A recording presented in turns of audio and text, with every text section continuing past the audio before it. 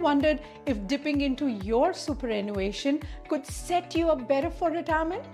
Or which Australian suburbs are hitting record high property prices? Stay tuned because we have got the latest scoop on the property market for the week ending 24th May 2024. Hi there, welcome back to Get Rare Properties, where we bring you the latest update on the property prices in Australia. I'm Rupali, your independent buyer's agent, and today we have got some exciting insights to share.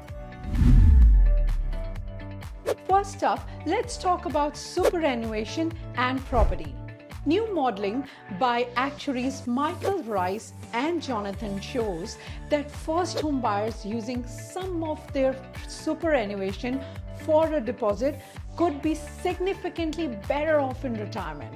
For instance, a 35-year-old who withdraws $160,000 for a deposit on an apartment of $800,000 could be $1.2 million better off over 30 years. In contrast, leaving that money in super would only grow by $319,000.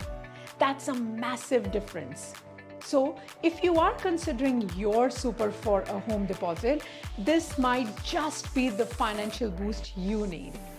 But this is not a financial advice, so please check with your financial advisor before doing it, and do check if it aligns with your financial goals or not.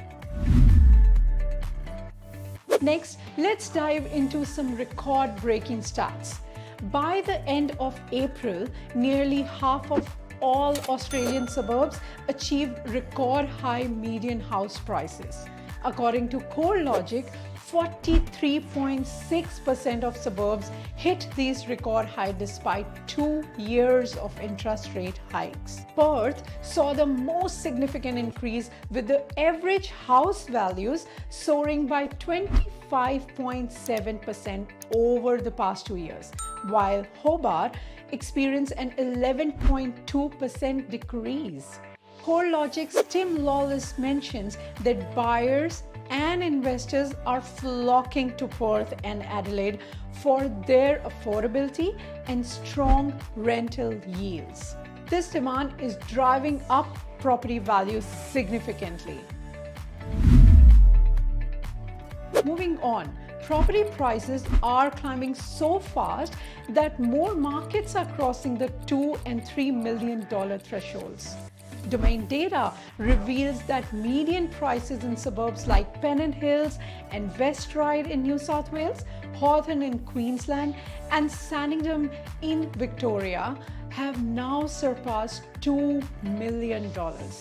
Meanwhile, Haberfield in Sydney has broken through the $3 million barrier. However, some areas like Byron Bay and South Yarra have seen drops, with prices falling between 8.8% and 24.7% in this first quarter. Now let's talk about first home buyers. The Property Pendulum report by Property Credit highlights area where market conditions are turning in favor of first home buyers. For example, in Victoria's Latrobe Valley, there are approximately 667 houses available for under $750,000, with listing up 26% compared to the 12-month average.